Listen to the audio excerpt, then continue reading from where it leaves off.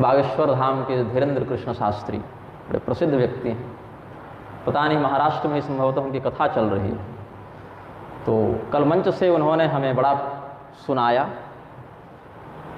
8 minute तक निग्रह चालीसा का पाठ करते रहे। तुम ऐसे हो, तुम वैसे हो, तुमको ये करना चाहिए, वो करना चाहिए। तो चूँकि उन्होंने व्यासपीठ से कहा, आरोप लगाया, अब वहाँ जाने का न मेरे, हालांकि उन्होंने कहा कि मैं आपसे पर्सनली आकर मिलूँगा। ठीक है भाई, स्वागत है, हमारे पास समय होगा, हम उस स्थान पर उपलब्ध होंगे तो मिल लेंगे। तो उन्होंने बहुत कुछ कहा कि भाई आपके पास ज्ञान होगा, शास्त्र ज्ञान होगा, लेकिन उसका कोई सदुपयोग समाज में नहीं दिखता। आप संतों की निंदा करते रहते हैं। संतों की निंदा करने वाला, दूसरे को नीचा दिखाने वाला, ज्ञान का अभिमान करने वाला व्यक्ति सबसे बड़ा धूर्त होता है। बहुत कुछ उन्होंने कहा। अब बात ऐसी है कि पहले दिन जब हम यहाँ आए थे, इन्होंने मुझे एक दर्पण दिया। बड़ा अद्भुत दर्पण है। किस कारीगर ने वो दर्पण बनाया मुझे नहीं पता, लेकिन अद्भुत दर्पण ऐसा है कि 2 तरफ से दिखता है, दोनों तरफ ऐनक लगा है। एक तरफ से देखने पर औकात दिखती है, दूसरी तरफ से महत्वाकांक्षा। एक तरफ से आप देखेंगे तो चेहरा छोटा दिखेगा और एक तरफ देखेंगे तो बड़ा दिखेगा। हाँ, वही उत्तल अवतल आदि होते हैं। तो एक तरफ देखने पर चेहरा इतना बड़ा दिखे, ये महत्वाकांक्षा है, और दूसरी तरफ से औकात दिखे, ये बात। धीरेन्द्र शास्त्री ने यह कहा कि उनको शास्त्र का ज्ञान नहीं है। उन्होंने कहा कि भाई मुझे शास्त्र का ज्ञान नहीं, मैंने पढ़ा नहीं, वेद नहीं पढ़ा, पुराण नहीं पढ़ा, शास्त्र नहीं पढ़ा, फिर भी मैं सनातनी हूँ, ये सब उन्होंने कहा। तो जिस विषय का आपने अध्ययन नहीं किया, उस विषय का आप बोध कैसे करा सकते हैं? अगर कभी उनकी, उनके शिष्य की, उनके परिजन की, उनके गुरु जी की तबीयत खराब हो, भगवान न करे ऐसा हो, लेकिन अगर हो जाए और किसी ऐसे चिकित्सक के पास उनको ले जाया जाए जो कहे कि देखो मैंने कोई डॉक्टरी पढ़ी नहीं, लेकिन मैं स्वयं को डॉक्टर खानदान का मानता हूं, जो कि बाप चाचा सब डॉक्टर ही रहे, तो आत्मा वे जाए थे पुत्र। पुत्र क्या है? पिता का हित वंश है। पिताजी नामी सर्जन रहे थे हमारे, तो थोड़ा थोड़ा तो हम सर्जरी कर दें, भले उतनी कुशलता से ना करें, लेकिन फाड़ के तो सी देंगे। तो ऐसी स्थिति में क्या वो अपनी शल्य चिकित्सा ऐसे चिकित्सक से कराएंगे? नहीं कराएंगे।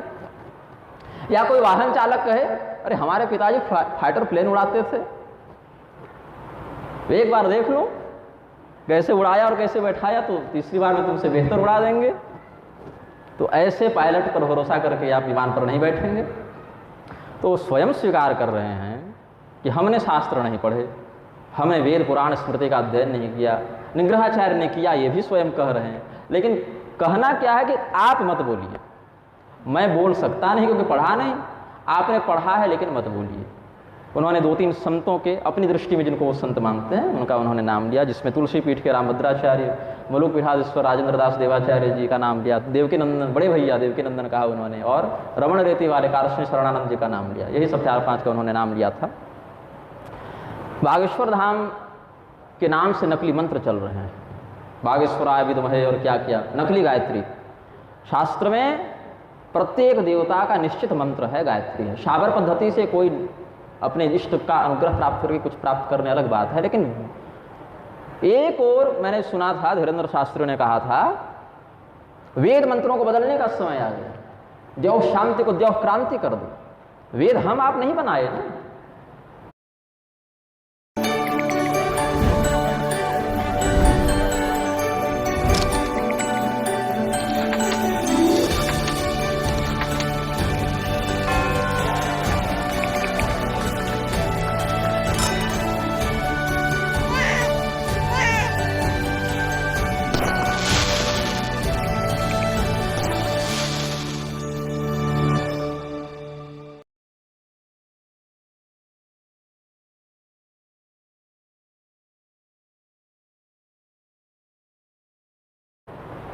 भगवान के निश्वास भूत अनादि वेद प्रकट होते हैं। ब्रह्मदेव ने वेद लिखे नहीं, ब्रह्मदेव को वेद प्राप्त हुए, और उतने ही प्राप्त हुए जितना का वो अधिकार रखते थे।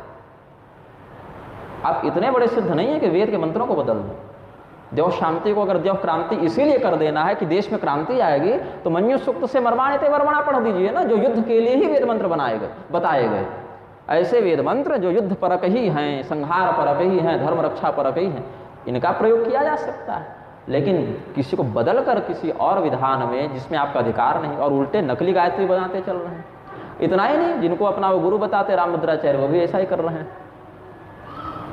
अब पुरी शंकराचार्य जी का उन्होंने नाम लिया कि पुरी के शंकराचार्य जी बहुत अच्छे हैं, बहुत विद्वान हैं, त्यागी हैं, संत हैं।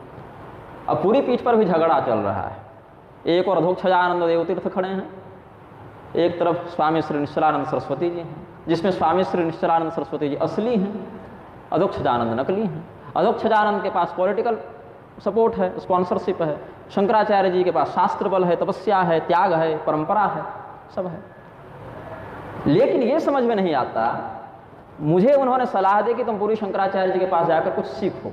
ठीक है भाई, विद्या ग्रहण करने में क्या बुराई है, लेकिन एक और आप पूरी के शंकराचार्य जी को असली बताते हैं, उनकी प्रशंसा करते हैं। 2 दिन पहले वहीं थे वो। उन्हें पूरी शंकराचार्य जी को नकली बताने वाले और हुर्रियत आतंकवादियों से कश्मीर में जाकर मिलने वाला अधोक्षजानंद रामभद्राचार्य का बड़ा खास व्यक्ति।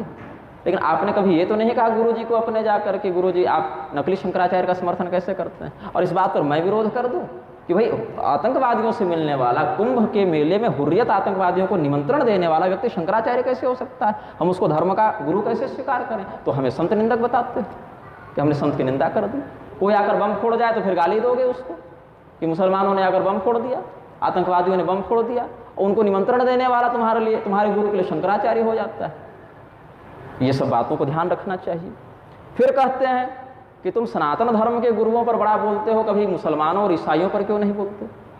ये भी एक आरोप लगाया। मैंने कहा बिल्कुल बोलता हूँ, बल्कि लिखा हूँ, कई पुस्तकों में लेख में लिखा हूँ। लेकिन ये बताओ कि हमने तो विरोध कर दिया, वृक्षों का हमने विरोध कर दिया, लेकिन अगले दिन हमने क्या देखा कि तुम्हारे कथित संतों में से बड़े हैं अवधेशानंद जी, अवधेशानंद गिरी। उन्होंने अपने प्रवचन में क्या कहा? प्यारी कुरान, पवित्र बाइबल और हमारे वेद समकक्ष रख रहे हैं। जिस व्यक्ति के लिए कुरान और बाइबल पवित्र और प्यारी है, राधे माँ को जो महामंडलेश्वर बना दिए, राधे माँ में क्या संतत्व है भाई? वो धर्म के किस परंपरा के किस सिद्धांत का आचरण करती है या करवाती है, और उनको महामंडलेश्वर बना दिया गया और हमने विरोध किया। तो क्या मैं संत की निंदा कर रहा हूँ कि मैं धर्म के शास्त्रीय प्रारूप के लिए बोल रहा हूँ, उसके लिए लड़ रहा हूँ? और फिर देखा कि यही नागपुर में मोहन भागवत संतरों का अड्डा है ना नागपुर, शास्त्रों को बदलने की पैरवी करने लगे कि शास्त्रों को बदल देना चाहिए, शास्त्र पुराने हो गए, अधिवेशनों में कहते हैं। वही आरएसएस राष्ट्रीय मुस्लिम मंच और ईसाई मंच बनाती चल रही है। वहीं के इंद्रेश कुमार भगवान मर्यादा पुरुषोत्तम परब्रह्म श्री राम को इमाम हिंद बताते फिर रहे हैं। ऐसी स्थिति में अगर हम वृक्षों का विरोध कर भी दें तो उनको गले लगाने वाले तो तुम लोग ही हो। तो हमारा विरोध करना कहाँ तक सार्थक हो रहा है? इसके बाद अभी एक और प्रसंग सुनने में आया, सरकार जो है वो हर गांव में राम मंदिर बनवा रही है। ठीक है भाई, सरकार धर्मनिरपेक्ष है, लेकिन संविधान से धर्मनिरपेक्ष शब्द हटाएगी नहीं, लेकिन राम मंदिर बना रही है, बहुत अच्छी बात है। राम मंदिर में पुजारी कौन होंगे? बोले आदिवासी होंगे, दलित होंगे, किन्नर होंगे, सब होंगे। शास्त्र में जिसके लिए जो मर्यादा बताई गई है, यहाँ छोड़िए, मैं गर्भगृह में प्रवेश नहीं कर सकता क्योंकि मेरी अभिषेक परंपरा भिन्न संप्रदाय से हुई है, यहाँ आराधना विधान भिन्न संप्रदाय से है। धर्माधिकारियों में भी अन्य संप्रदाय के मंदिर के गर्भगृह में प्रवेश करना या अर्चना करना विहित नहीं होता है। अन्य संप्रदाय का व्यक्ति कामाख्या में जाकर पूजा नहीं कर सकता, हम अपनी परंपरा के आराधना को दूसरे के मंदिर में नहीं कर सकते। ये तो अलग अलग मर्यादा है। घर में सब रहते हैं, पिताजी हैं, पत्नी है, भाई है, भाभी है, बेटा है, बेटी है, लेकिन क्या सबके साथ एक ही प्रकार का व्यवहार हो रहा है? नहीं, उसकी मर्यादा निश्चित है। वैसे समाज में प्रत्येक व्यक्ति के लिए वर्ण आश्रम की दृष्टि से एक ही मर्यादा नहीं बताई गई, सबके लिए विभिन्न कर्तव्यों का निर्धारण किया गया। एक और कहोगे अभी ब्राह्मणों ने जाति बनाई, यही मोहन भागवत नागपुर से बोलकर गए ना, ब्राह्मणों ने जाति बनाई, जातिवाद मिटा दो। उधर मार्कंडेय पुराण की दुर्गा सप्तशती में स्वयं कह रहे हैं कि या देवी सर्वभूतेषु जाति रूपेण संस्थिता, और वहां पर अर्जुन कह रहे हैं कि उत्साद्यन्ते जाति धर्मा कुल धर्माश्च शाश्वता। जाति धर्म कुल धर्म शाश्वत हैं, और अगर ये जातिवाद ब्राह्मणों ने बना दिया और ब्राह्मणों ने शोषण कर दिया तो तुम जन्म से तो वर्ण व्यवस्था मान नहीं रहे, कर्मणा वर्ण व्यवस्था मान रहे हो कि जन्म से कोई ब्राह्मण क्षत्रिय वैश्य शूद्र नहीं, जो जैसा कर्म करे वो वैसा बन जाता है। तो फिर इनको तुम आदिवासी है, दलित है, किन्नर है, ऐसा क्यों बता रहे हो? फिर सीधे बोलो कि ब्राह्मणों की बहाली हो रही है, लेकिन वहाँ वोट बैंक नहीं है, वो पॉलिटिकल आकर्षण उसमें नहीं बनेगा। इसीलिए एक और कर्मणा वर्णम व्यवस्था का राग अलापने के बाद भी जब लिखते हो कि पुजारी किसको बना रहे हैं, तो वहाँ जाति का स्पष्ट उल्लेख करते हो, उसका कर्म के बाद भी तुम जाति नहीं बदल पा रहे हो उसकी। तो शास्त्रीय सिद्धांत को यथावत भी नहीं रख पाए, विकृत करके भी ठीक से नहीं रख पाए। मलुक पीठ के स्वामी जी को हमने गौ सेवा के क्षेत्र में अभी फाल्गुन शुक्ल द्वादशी को यशोवर्धन सम्मान निवेदित किया था। गौ सेवा के क्षेत्र में प्रत्येक वर्ष 12 सज्जनों को दिया जाता है, तो 11 ने तो स्वीकार कर लिया, उन्होंने लौटा दिया। क्या कहा लौटाते हुए कि पहले उनको कहो कि सबके विरुद्ध बोलना बंद करें, सबके विरुद्ध बोलना बंद करें। रामभद्राचार्य ने अपने ग्रंथों में आदि शंकराचार्य जी को पागल लिखा, आदि शंकराचार्य जी को, रामानुजाचार्य जी इत्यादि को अंधा लिखा। आपने कभी उनका विरोध तो नहीं किया, अपितु आपने तो उनको सार्वभौम वैष्णव जगत गुरु बना दिया। मुरारी बापू ने स्मशान की अग्नि से फेरा दिलवा दिया, अली मौला करने लगे, उनके मंच पर जाकर तो आप हाथ जोड़ते हैं। व्यासपीठ पर अनधिकारी के द्वारा बैठकर अनधिकृत शब्दों का कीर्तन करवा देना आपकी दृष्टि में गलत नहीं है, और मैंने टोक दिया तो कहा कि सब पर बोलना बंद करें। तो अब क्या करें, मैं भी अली मौला करने लगूं? ये तो नहीं होगा ना। तो क्या मैं मंच पर बैठकर अली मौला करने वाले और श्मशान की अग्नि से विवाह जैसे पवित्र संस्कार को विकृत करने वाले से भी नीचे हो गया कि मेरे द्वारा दिया गया सम्मान उनको अनुकूल नहीं लगा? अब सम्मानित तो कर रहे हैं, कौन से गाली दे रहे थे। लेकिन जब हम उनके मंच पर गए वृंदावन में, बढ़िया स्वागत किया, लेकिन मेरे जाने के बाद अगले दिन कहते हैं कि निग्रहाचार्य आए थे, उन्हीं का काम है निग्रह करना, लेकिन भगवान ही निग्रह करें तो अच्छा है, क्योंकि भगवान तुरंत लाठी मारने आते नहीं, पोल खोलते नहीं। लेकिन व्यासपीठ के अधिकारिता का विचार होने के बाद भी कभी इन लोगों के साथ तो आपने बहिष्कार का व्यवहार नहीं किया। या तो ऐसी बात है कि गौ सेवा करने वाला व्यक्ति सम्मान का पात्र नहीं, ऐसा सोचते होंगे, या फिर यह सोचते होंगे कि मैं केवल ऐसे ही वर्णाश्रम विरोधियों के द्वारा सम्मान का पात्र हो सकता हूं, शास्त्रनिष्ठ व्यक्ति के द्वारा सम्मान का अधिकारी मैं नहीं हूं, ऐसा चिंतन कर सकते होंगे। विद्याभास्कर स्वामी जी के मंच पर गए हम, वहां उन्होंने हमारे ब्रह्मदंड को, दंड नारायण भगवान को प्रणाम किया। इसको लेकर संप्रदाय वाले कहने लगे कि असांप्रदायिक शाक्तों के तांत्रिक दंड को तुम कैसे प्रणाम कर सकते हो? स्वामी जी ने संप्रदाय की मर्यादा को खंडित किया, जबकि महाभारत में जहां दंड नारायण का स्वरूप वर्णित है वहीं पर कहते हैं दंडो ही भगवान विष्णु यज्ञो नारायण स्वयं सस्वद्रूपम महद्विभ्रन महापुरुष उच्यते। भगवान विष्णु ही दंड नारायण के रूप में आकर अधर्म का संहार और धर्म की रक्षा करते हैं। फिर कहा कि निग्रहाचार्य तो शाक्त हैं, कामाख्या परंपरा से हैं, वैष्णव ही नहीं हैं, इसीलिए इनको कथा ही करने का अधिकार नहीं, क्योंकि कथा तो वैष्णव के मुख से सुननी चाहिए। तो जहां श्रीमद् भागवत के श्रवण का महात्म्य वर्णित है वहीं पर कहा कि विष्णु के मुख से उत्पन्न होने के कारण ब्राह्मण वैष्णव है। और शाक्त परंपरा की भी अगर बात करें तो मैं वैष्णव भले नहीं हूँ, शास्त्र ने तो परम वैष्णव कहा है, क्योंकि भेदं न कुरुते यस्तु दुर्गा विष्णु शिवादिषु ब्रह्मत्वे नैव जानाति स परो वैष्णवो मतः। जो व्यक्ति भगवान महादेव में, भगवान ब्रह्मदेव में, भगवती दुर्गा में, भगवान विष्णु में भेद नहीं देखता, एक पर ब्रह्म के रूप में जो देखता है वो परम वैष्णव होता है। हमने नहीं कहा, तो वेदव्यास जी ने कहा, फिर हमारी वैष्णवता में क्या दिक्कत है? और अगर केवल महाविद्या की भी हमने उपासना की होती, काली तारा त्रिपुर सुंदरी बगलामुखी इत्यादि की ही केवल दीक्षा ली होती, तो भी महाभागवत में भगवती ने स्वयं कहा है आसाम ये साधका ते तो सभायाम वैष्णवा मता। इन महाविद्याओं के जो साधक हैं वो सभा में वैष्णव कहलाते हैं। ओशो ने एक बड़ी विकृत व्यवस्था चलाई संभोग से समाधि तक। व्यभिचार को उसने साधना से जोड़ा और भारत में ड्रग की, व्यभिचार की, वेश्यावृत्ति की ऐसी बाढ़ लाई ओशो ने अपने मोहक वचनों से, मायामय वचनों से, कि ये पूरी पीढ़ियां की पीढ़ियां नष्ट हो गई। मंच से धीरेन्द्र शास्त्री ने ओशो की इतनी प्रशंसा की है कि मैं क्या कहूं। क्यों की? क्योंकि आपने शास्त्रों का अध्ययन नहीं किया। हाँ, सिद्धि है तो प्रयोग कीजिए, लेकिन सिद्धि का अर्थ ये नहीं कि आप मंच पर बैठकर कहें। उन्होंने कहा कि दूसरे का खंडन करने वाला धूर्त होता है, तो आदि शंकराचार्य जी ने क्या किया था? अधर्म का विरोध करके, पाखंडियों का खंडन करके शास्त्र सम्मत सिद्धांत की प्रतिष्ठा की, इसीलिए दिग्विजय किया उन्होंने। और हमारा अपने संप्रदाय में वही कार्य है कि अधर्म का विरोध करके शास्त्रीय सिद्धांत की प्रतिष्ठा करना। अब इसमें शास्त्र ज्ञान अगर होता तो धर्म और अधर्म के मध्य विवेक समझ में आता। दूसरे की निंदा करना गलत है, अच्छी बात है, लेकिन वह निंदा निंदा है या धर्म की रक्षा करने के लिए किया गया खंडन है, यह भी तो समझना चाहिए। रामभद्राचार्य ने कितनी बार कहा, मंच से बैठकर कहा, त्रिगुणाय चौबे दीक्षित ये सब अधम ब्राह्मण होते, वो देखा था कि नहीं वक्तव्य आपने? इंद्रेश जी के पिताजी कृष्णचंद्र ठाकुर जी के यहाँ जाकर जो उन्होंने वेदस्तुति पर व्याख्यान किया, 4-5 टाइटल वाले ब्राह्मणों को उन्होंने अधम ब्राह्मण बताया, हम तो इनसे रोटी बेटी नहीं करते भाई, इससे हिंदुओं की एकता बढ़ गई थी। तो गुरु जी को क्यों नहीं कहा कि दूसरे को नीचा मत दिखाओ? ये कर सकते थे, लेकिन नहीं कहा।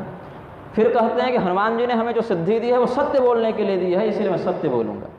तो हनुमान जी ने ये नहीं कहा था कि सीता जी का परित्याग हुआ कि नहीं हुआ, उत्तरकांड असली है कि प्रक्षिप्त है, शम्मुखवध हुआ कि नहीं हुआ। जिन बातों पर आपके गुरुजी और मेरा विवाद चल रहा है, हमने एक पुस्तक लिखी, फिर उन्होंने मेरे खंडन में पुस्तक लिखी, फिर हमने प्रतिखंडन में पुस्तक लिखी, फिर उन्होंने हमें शास्त्रार्थ की चुनौती दी, हमने स्वीकार किया, फिर उन्होंने कहा संस्कृत में शास्त्रार्थ करेंगे, हमने वो भी स्वीकार किया, फिर उन्होंने कहा कि काशी विद्वत परिषद मध्यस्थता करेगी, हमने स्वीकार किया, और कहा कि शास्त्रार्थ में जो पराजित होगा वो प्राणों का परित्याग करेगा, क्योंकि माँ के दूध की चुनौती उन्होंने मुझे दे दी थी। तो हमने कहा करेंगे शास्त्रार्थ, लेकिन हारने वाला गंगा जी में कूद जाए। तो आज तक नहीं आए फिर शास्त्रार्थ करने के लिए। तो शास्त्रार्थ की परंपरा तो सनातन धर्म की विशुद्ध परंपरा है, जहाँ पक्ष और विपक्ष के लिए नहीं, शास्त्र के अर्थ को समाज के सामने विशुद्ध रूप में प्रकाशित करने के लिए चर्चा की जाती है। इसलिए नहीं कि किसके चेले कितने, अभी तो इसके लिए कि कौन से शास्त्र के तात्पर्य को विशुद्ध समझा जाए और कौन सा शास्त्र धर्म के मापदंड को यथावत रख सकता है, किसका पक्ष है, इसके लिए शास्त्रार्थ होता है। और शास्त्रार्थ में चुनौती भी क्या, मैं त्रिदंड फेंक दूंगा अगर यह सिद्ध हो गया। उन्होंने क्या कहा, अगर कोई व्यक्ति यह सिद्ध कर दे कि भागवत महापुराण में भगवान ने गोपियों के वस्त्र अपहरण की ये कथा ऐसी है, तो मैं त्रिदंड फेंक दूंगा। मलुकपीठ वाले स्वामी जी नहीं जानते कि भागवत में क्या लिखा है, या ये कथा किस प्रकार से कहाँ वर्णित है, क्या टीकाओं का अध्ययन उन्होंने नहीं किया? तो क्यों नहीं उनकी चुनौती को स्वीकार करके भगवान के धर्मशास्त्रीय इतिहास की रक्षा की? हमने तो वक्तव्य जारी किया उनके विरोध में, तो क्या हमने संत की निंदा कर दी? वेद व्यास जी के लिखे हुए ग्रंथ जो भगवान के दिव्य रहस्यमय कथाओं को सुलभता से प्रकाशित कर देते हैं, उनको नकली बोलना, उनको अप्रमाणिक कहना बृहद्धर्म पुराण के अनुसार ब्रह्म हत्या है। ब्रह्म हत्यारे के सामने हम विनम्र नहीं होते। विद्या से विनय प्राप्त होता है, लेकिन विनय सज्जन के सामने होता है, ब्रह्मत्यारों के सामने हम विनम्र नहीं रहते हैं। पार्टी के प्रचारक नहीं हम। उन्होंने कहा कि बोलो ना, कश्मीर में पंडितों को जब भगाया गया तो बोलो। इंदिरा गांधी की सरकार ने जब करपात्री स्वामी के गोरक्षा आंदोलन में जब गोलियां बरसाई तो बोलो, वो तो हमने बोला। परसों मेरा वीडियो आया है, उस पर हमने बोला है। लेकिन मैं केवल वही क्यों बोलूं? मैं किसी पार्टी का प्रचारक तो नहीं। मैं तो यह भी कहूंगा ना, स्वामी और मुक्तेश्वरानंद सरस्वती गौ रक्षा के लिए जा रहे हैं पदयात्रा करते हुए, हम नहीं जा पाए, लेकिन समर्थन दिया परोक्ष रूप से। आज तो 10 साल से आपके फेवरेबल नेताओं की सरकार है, आपने गोरक्षा के लिए कितने कानून बनवा दिए, वो सरकार तो चली गई इंदिरा गांधी की। अब तो उन लोगों की सरकार है जिसके नेता को आपके गुरुजी अपना मित्र बताकर गले लगाते हैं। उन्होंने गोरक्षा के लिए कितने कानून बनाए ये बता दीजिए, बल्कि बीफ कंपनियों से चंदा बटोर कर घूम रहे हैं। वहां पर भी तो बोलो। राम मंदिर के लिए संघर्ष करने वाले राम भक्तों पर जिसने गोली चलवाई उसको तो पद्म विभूषण दे दिया आपके मित्र ने, वहां भी तो बोलो। मैं तो कहता हूं कि लोकतंत्र से ही हमको मतलब नहीं है। झंडे बदलते हैं, नारे बदलते हैं, वो भ्रष्टाचार वही रह जाता है। चेहरे बदलने से संस्कार नहीं बदल जाते। उनके गुरुजी ने चारों शंकराचार्यों को चुनौती दी, कोई मेरे सामने संस्कृत में 4-5 मिनट बोल कर दिखाए। ऐसे ऐसे शिष्य हैं शंकराचार्य जी के, तो धारा प्रवाह ऐसी संस्कृत बोले कि 7 जन्म में शब्दकोश में वो पता न चले कि इसका अर्थ क्या है। ये सत्य। हमने भी संस्कृत में उत्तर दिया उनको उस समय, प्रतिनिधि बनकर नहीं, किसी का स्वतंत्रता से। लेकिन तब आपने नहीं कहा कि हमारे गुरुजी बाकियों को नीचा कैसे दिखा रहे हैं, ये नहीं कहा ना।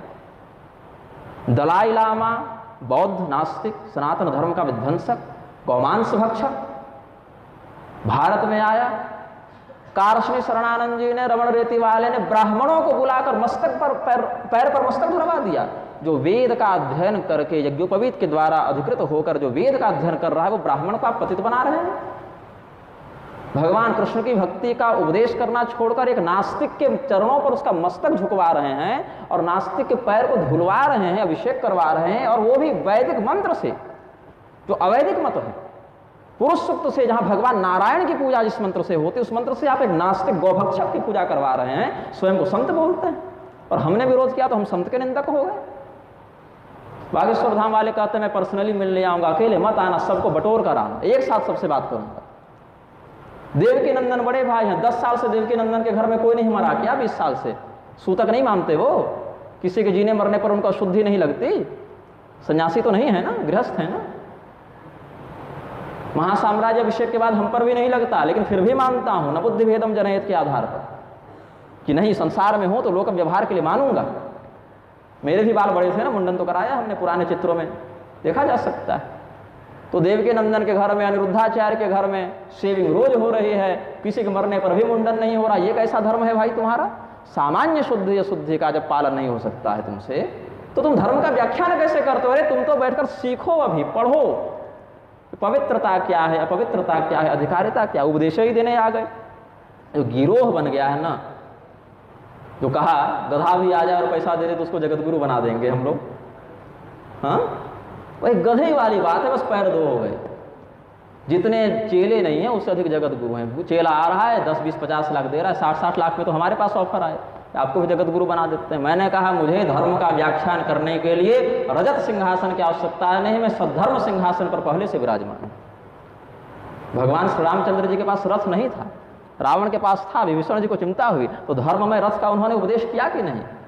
यही रथ है, यही सिंहासन है, यही अधिकार है, उसके लिए अलग से वैभव प्रदर्शन की आवश्यकता नहीं होती। वेद मंत्रों को बदलने का दुस्साहस, ओशो जैसे नास्तिक की प्रशंसा, बौद्धों के आगे माथा झुकाकर भगवान नारायण के मंत्रों से उसकी पूजा करवाने, मनुष्य की पूजा करवाने का दुस्साहस करने के बाद भी ये लोग संत बने हुए हैं। अब एक और प्रकरण अभी चल रहा है, कोई सोहेल नाम का लेक्चर है, वो योगा क्लास चलाता है, हिंदू लड़कियों को अभद्रतापूर्वक आलिंगन आदि करके योगा सिखाता है। ये बड़ा सोशल मीडिया पर वायरल हुआ। तो मुझे कह रहे हैं तुम सोहेल का विरोध क्यों नहीं करते? सोहेल के पास हिंदू लड़कियां गई कैसे? उनके घर में जवान जवान लड़कियों के मन में ये बुद्धि कहां से आई कि हमको मुसलमान के पास जाकर योगा सीखना है और अपने शरीर का स्पर्श करने देना? मैं तो वहां रोकूंगा ना उसको। वहां जाने के बाद क्या हो रहा है ये छोड़ो, उसको घर में तो संस्कार दो ना। और हिंदू मुसलमान छोड़ो, एक जवान लड़की को दूसरे जवान पुरुष से स्पर्श पूर्वक, आलिंगन पूर्वक योगा सीखने की आवश्यकता क्या? वो पातिव्रत्य कहां है? वहां पर हम उसको सदाचार की शिक्षा देंगे, वहां तक पहुंचने ही नहीं देंगे। और अगर फिर भी उसके माता पिता इतने निर्लज्ज हैं, उसकी बुद्धि इतनी भ्रष्ट हो गई है, तो फिर जाओ, अपने कर्म का दुष्परिणाम तुम स्वयं भोगो, वहां पर मेरी कोई सहानुभूति नहीं है। हाँ, बलपूर्वक उठा कर ले जाए तो युद्ध करेंगे तुम्हारे लिए, लेकिन तुम अपनी इच्छा से गए।